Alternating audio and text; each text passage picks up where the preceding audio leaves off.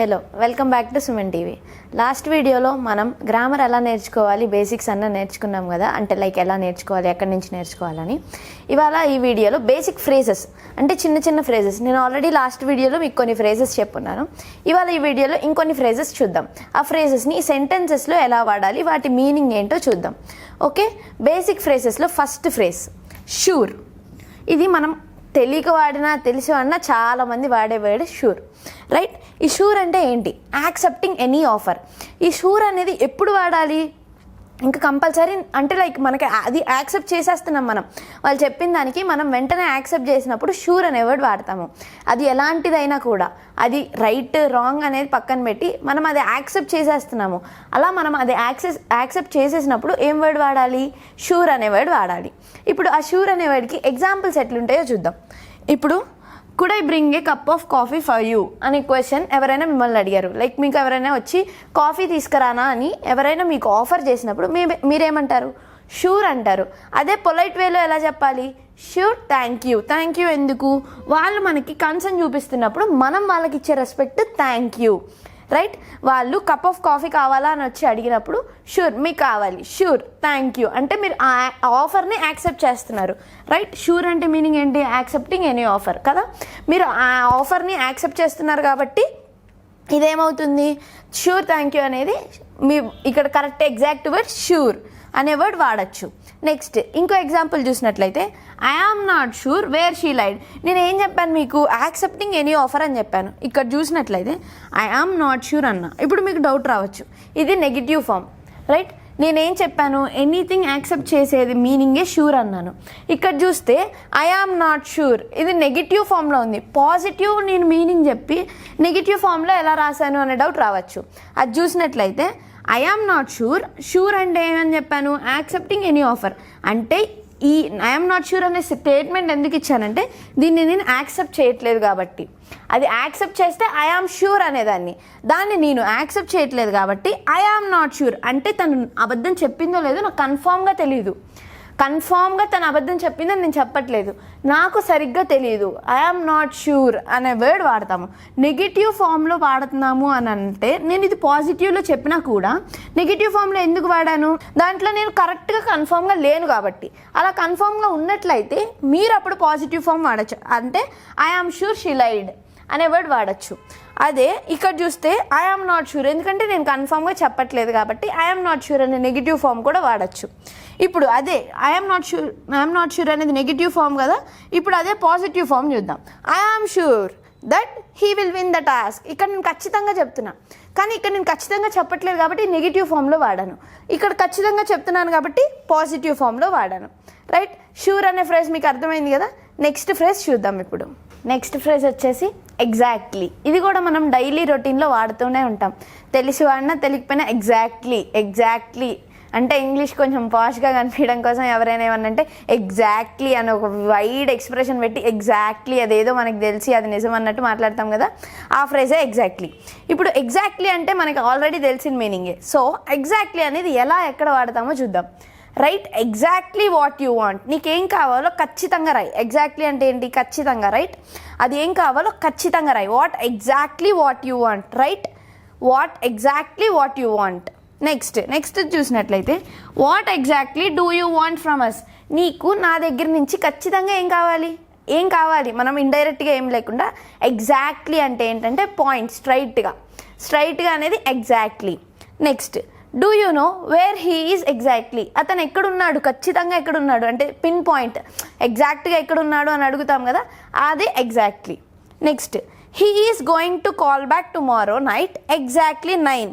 ఇక్కడ స్పెసిఫై చేసి టైంని కూడా మెన్షన్ చేసాం కదా. సో ఎగ్జాక్ట్లీ అనేది అలా టైంని స్పెసిఫై చేసే దగ్గర కూడా వాడతాము. అంటే షార్ప్ 9కి వచ్చేస్తాడు అలా చెప్తాం కదా, అలానే ఎగ్జాక్ట్లీ అనే వర్డ్ కూడా అలా వాడతాము. ఎగ్జాక్ట్లీ అంటే ఏంటి? ఖచ్చితంగా. ఇది ఈ ఎగ్జాక్ట్లీ అనే ఫ్రేజ్ని ఇలా ఈ సెంటెన్సెస్లోనే కాకుండా మనం ఇన్ జనరల్ కూడా వాడతాము. బట్ ఇలా ఈ సెంటెన్సెస్లో మీనింగ్ వచ్చేటట్టు నేను కొన్ని ఎగ్జాంపుల్స్ ఇచ్చాను. ఓకే, నెక్స్ట్ ఫ్రేజ్ చూద్దాం. నెక్స్ట్ ఫ్రేజ్ వచ్చేసి ఇన్ఫ్యాక్ట్. ఇన్ఫ్యాక్ట్ అనేది మనం ఎక్కడ వాడతాము? ఇన్ జనరల్గా ఎవరైనా ఏమన్నా చెప్పినట్లయితే ఇన్ఫ్యాక్ట్ అనే వర్డ్ వాడతాం. అంటే అది నిజమే అనే వ్యూలో మనం చెప్తాం ఇన్ఫ్యాక్ట్ అనేది, రైట్? ఇప్పుడు దాని ఎగ్జాంపుల్స్ చూద్దాం. In fact he's from poor family. ఇక్కడ చూసినట్లయితే ఆ ఫ్యాక్ట్ని మనం చెప్తున్నాము, right? So in fact he's from a poor family. అవును, అతను పూర్ ఫ్యామిలీ నుంచి వచ్చాడు. ఇది అగ్రీ చేసినట్లే ఉంటుంది, కానీ డిసగ్రీ చేసినట్లు కూడా ఉంటుంది. అంటే మనం వాడే సెంటెన్స్ని బట్టి ఈ ఇన్ఫ్యాక్ట్ అనే ఫ్రేజ్ అనేది మనం యూజ్ చేసుకోవచ్చు. నెక్స్ట్ చూసినట్లయితే in fact I'm seriously preparing for exams. ఇక్కడ ఈ సెంటెన్స్ చూస్తే అగ్రీ చేసినట్టు ఉంటుంది, అగ్రీ చేయనట్టు ఉంటుంది. ఎలా అంటే I'm seriously preparing for exams. In fact అంటే అది నిజం అవ్వుండొచ్చు, అవ్వకపోయి ఉండొచ్చు. అంటే depending on the person and depending on the sentence. అలా వేరే వాళ్ళపైన డిపెండ్ అయ్యి కూడా ఆ ఫ్రేజ్ అనేది మారుతూ ఉంటుంది. నెక్స్ట్ సెంటెన్స్ చూస్తే in fact I'm taking coaching now. In fact I'm taking coaching now అంటే తీసుకుంటాను. ఇక్కడ చూసినట్లయితే అగ్రీ చేసేస్తుంది, కంప్లీట్గా అగ్రీ చేస్తుంది. I'm taking coaching now, right? ఇక్కడైతే మనం అంటే డైలమాలో ఉంటాము, అది అగ్రీ చేస్తుందా లేదా అనేది. అలాంటప్పుడు కూడా ఇన్ఫ్యాక్ట్ అనే ఫ్రేజ్ వాడచ్చు. అంటే వాళ్ళకు ఒక క్లారిటీ ఇవ్వకూడదు, అంటే లైక్ మన సెంటెన్స్ని మనం డిక్లేర్ చేయకూడదు అనుకున్నప్పుడు ఈ ఇన్ఫ్యాక్ట్ అనే ఫ్రేజ్ వాడుకోవచ్చు. అంటే అగ్రీ చేసినట్లు ఉంటుంది, అలాగే డిసగ్రీ చేసినట్టు కూడా ఉంటుంది. Next in fact he is a teacher. అవును, అతను టీచరే. ఇది కూడా చూసినట్లయితే అగ్రీ చేసే సెంటెన్స్లోకి వస్తుంది. ఇది ఇన్ఫ్యాక్ట్కి ఎగ్జాంపుల్స్. ఓకే, నెక్స్ట్ ఫ్రేజ్ చూద్దాం. నెక్స్ట్ ఫ్రేజ్ వచ్చేసి యాక్చువల్లీ. యాక్చువల్లీ అనేది చాలా కామన్గా వాడే ఫ్రేజ్, చాలామంది వాడే ఫ్రేజ్. అంటే అదేదో సినిమాలో కూడా ఎవరో హీరోయిన్ కూడా వాడుతుంది కదా యాక్చువల్లీ అనేసి. సో అదే టైప్లో బేసిక్గా వాడే ఫ్రేజ్ ఇది. ఇక్కడ యాక్చువల్లీకి కొన్ని ఎగ్జాంపుల్స్ చూసినట్లయితే actually I want to study. అంటే యాక్చువల్లీ అంటే ఎలా? I want to study. తను ఖచ్చితంగా నాకు చదవాలి అని చెప్పట్లేదు, నేను చదువుకోవాలి అని చెప్తుంది. ఆ వేలో వస్తుంది యాక్చువల్లీ అనే meaning. Next actually I was caught in traffic. అంటే ఖచ్చితంగా తను ట్రాఫిక్లో ఉంది అని చెప్తుంది. అంటే ఎక్స్ప్లెయిన్ చేస్తుంది తను చెప్పే సెంటెన్స్ని. తను ఆర్ సమ్వన్ వాళ్ళు చెప్పే యొక్క సెంటెన్స్ని ఈ యాక్చువల్లీ అనే వర్డ్ ఏం చేస్తుంది అంటే డిస్క్రైబ్ చేస్తుంది. వీళ్ళ సెంటెన్స్కి ఈ యాక్చువల్లీ వర్డ్ సపోర్ట్ ఇస్తుంది. నిజమేనేమో, నిజంగానే అన్న మీనింగ్లో ఈ యాక్చువల్లీ వర్డ్ ఏం చేస్తుంది, ఈ సెంటెన్స్ మొత్తానికి సపోర్ట్ ఇస్తుంది. Next actually I want to buy a car but I don't have money. ఇక్కడ చూస్తే మీకు క్లారిటీగా అర్థమవుతుంది. ఇక్కడ నేను కార్ కొనుక్కోవాలనుకుంటున్నాను, బట్ నా దగ్గర మనీ లేవు. యాక్చువల్లీ అనేది ఏం చేస్తుంది, ఈ మొత్తం సెంటెన్స్కి సపోర్ట్ ఇస్తుంది. యాక్చువల్లీ అంటే నిజమేనేమో, నిజంగా నా కార్ కొనుక్కోవాలని ఉంది, కానీ నా దగ్గర డబ్బులు లేవు. నిజంగా అనే ఒక మీనింగ్లో ఈ యాక్చువల్లీ అనే వర్డ్ ఏం చేస్తుంది, దీనికి ఈ సెంటెన్స్కి డిస్క్రైబ్ చేస్తుంది, హెల్ప్ చేస్తుంది ఇది నిజమే అని నమ్మించడానికి. Next actually she did not know that.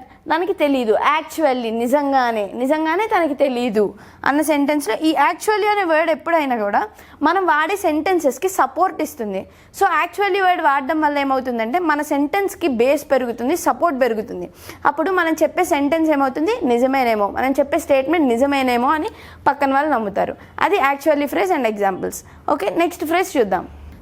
Next phrase వచ్చేసి ఎనీవే ఆర్ ఎనీవేస్. ఈ రెండిట్లో ఏదైనా వాడచ్చు.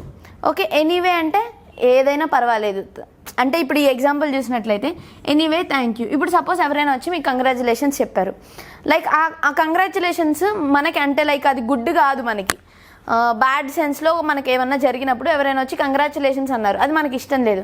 బట్ మనం ఏం చెప్తాము, వాళ్ళు కంగ్రాట్స్ చెప్పారు అంటే లైక్ మన పైన వాళ్ళ కన్సర్న్ చూపించారు కాబట్టి మనం ఏం చెప్తాము, ఎనీవే థ్యాంక్ యూ. అంటే ఏదైనా పర్వాలేదు, సరే థ్యాంక్ యూ అన్న వర్డ్ చెప్తాం కదా, ఆ సెంటెన్స్లో అలా వాడేది ఎనీవే అనే వర్డ్ అనమాట. ఎనీవే అనే ఫ్రేజ్ వాడతాము. నెక్స్ట్ చూసినట్లయితే ఎనీవే ఏదైతే అదైంది. What do you want to do.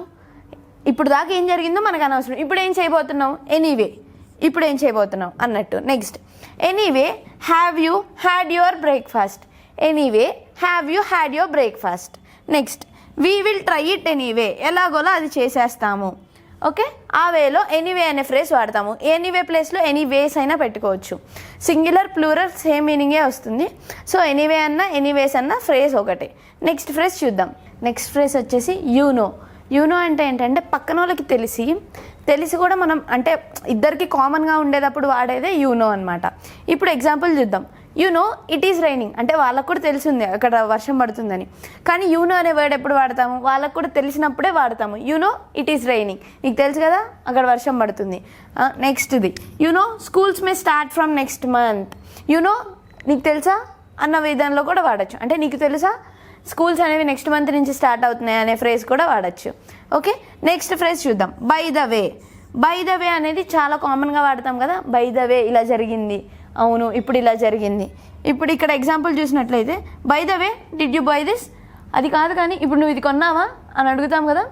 Next అలాగే by the way what is your name, మీ పేరు. మనం ఎప్పుడైనా వేరే వాళ్ళ పేరు అడగడం మర్చిపోయి కాన్వర్సేషన్ అంతా అయిపోయాక అప్పుడు అంటాం కదా అవును మీ పేరేంటి అని అంటాం కదా. ఆ ఫామ్లో by the way what is your name అనేది వాడతాము. ఓకే, నెక్స్ట్ ఫ్రేజ్ చూద్దాం. నెక్స్ట్ ఫ్రేజ్ వచ్చేసి లెట్ మీ టెల్ యూ. ఈ లెట్ మీ టెల్ యూ అనే వర్డ్ మనం చాలా కామన్గా వాడుతూ ఉంటాము. అంటే నేను చెప్తున్నాను విను అనే మీనింగ్లో వస్తుంది. ఇక్కడ ఎగ్జాంపుల్ చూసినట్లయితే లెట్ మీ టీచ్ యూ, నన్ను నీకు టీచ్ చేయనివ్వు. Okay, next let me tell you one thing అంటే నన్ను ఒక విషయం చెప్పనివ్వు. లెట్ మీ అంటే ఎలా పర్మిషన్, వాళ్ళు పర్మిషన్ తీసుకుంటున్నాం. లెట్ మీ అనే పర్మిషన్ తీసుకునే phrase let me tell you. Let me అనేది ఏంటంటే పర్మిషన్ తీసుకునే ఫ్రేజ్ అనమాట. ఓకే, నెక్స్ట్ ఫ్రేజ్ చూద్దాం. ఆబ్వియస్లీ. ఇప్పుడు లెట్ మీ టెల్ యూలో ఇంకొక ఎగ్జాంపుల్ చూసినట్లయితే if you need anything be sure let us know. ఈ లెట్ మీని అజ్ అంటే సింగులర్ ఫామ్ని ప్లూరల్ ఫామ్లో అజ్లా వాడతాము. మీ అనేది సింగులర్ కదా, అజ్ అనేది plural form, right. Next obviously. Obviously I am going to achieve my goal. ఖచ్చితంగా. ఆబ్వియస్లీ అంటే ఖచ్చితంగా, ఎలాగో నేను ఆ గోల్ అచీవ్ చేసేస్తాను అన్న మీనింగ్లో వస్తుంది. Next obviously he's going to fail. అతను ఎలాగో ఖచ్చితంగా ఫెయిల్ అవుతాడు, ఆ మీనింగ్లో ఆబ్వియస్లీ అనేది వాడతాము. Next obviously I was wrong అంటే ఆబ్వియస్లీ అంటే ఏంటి, ఖచ్చితంగా. ఆబ్వియస్లీ అవును అన్న మీనింగ్లో వస్తుంది. ఓకే, నెక్స్ట్ ఫ్రేజ్ చూద్దాం. బేసిక్ ఫ్రేజెస్లో last phrase you won't believe. ఇది మనం కామన్గా తెలుగులో కూడా వాడుతూ ఉంటాం కదా. నమ్ముతున్నావా లేదా నన్ను అన్న సెన్స్లో వస్తుంది. You won't believe he's good at maths. నువ్వు నమ్మవు కానీ అతను మ్యాథ్స్లో చాలా బాగున్నాడు అన్న వేలో. నువ్వు నమ్మవు కానీ అనే వర్డ్ మనం చాలా కామన్గా వాడుతూ ఉండేవాడే కదా. అలాగే ఇంగ్లీష్లో కూడా యూ వోంట్ బిలీవ్ అనేది చాలా కామన్గా వాడే బేసిక్ ఫ్రేజ్ అనమాట. నెక్స్ట్ యూ వోంట్ బిలీవ్ అనేదాన్ని ఇంకొన్ని ఫామ్స్లో రాసుకోవచ్చు. Like I don't believe you. Believe అంటే నమ్మడం కదా. ఆ వోంట్ డోంట్ అనేది టెన్సెస్ పైన డిపెండ్ అయి ఉంటుంది. అంటే present tense, past tense, future tense పైన డిపెండ్ అయ్యి ఓంట్, డోంట్, డస్ నాట్ అనేవి వాడతాము. సమ్ టైమ్స్ పాజిటివ్ నెగిటివ్లో కూడా వాడతాము. ఆల్రెడీ మీకు టెన్సెస్ వీడియో చూసినట్లయితే మీకు అర్థమవుతుంది పాజిటివ్ టెన్స్ ఎక్కడ వాడతాం, నెగిటివ్ టెన్స్ ఎక్కడ వాడతాం అని. If you don't believe me then believe an expert. ఇక్కడ చూసినట్లయితే డోంట్ అనే నెగిటివ్ ఫామ్ వాడాము. ఇక్కడ నేనేం చెప్పాను, ఓంట్ చెప్పాను. ఇది ఫ్యూచర్ టెన్స్కి, ఇది ప్రెజెంట్ టెన్స్కి వాడతాము. నెక్స్ట్ పాజిటివ్ ఫామ్లో చూసినట్లయితే yes I do believe in God. ఇది నెగిటివ్ ఫామ్ డోంట్, ఇది positive form do, right. Don't అనే నెగిటివ్ ఫామ్లో వాడాము, డూ అనే పాజిటివ్ ఫామ్లో వాడాము. కానీ కామన్గా వాడిన వర్డ్ ఏంటి, బిలీవ్. ఈ బిలీవ్ అనేది కామన్గా వాడిన ఫ్రేజ్ అనమాట. ఈ won't, don't, do, doesn't, don't అనేవన్నీ టెన్సెస్ పైన డిపెండ్ అవుతుంది. ఓకే, ఇవి basic phrases. Okay, thank you.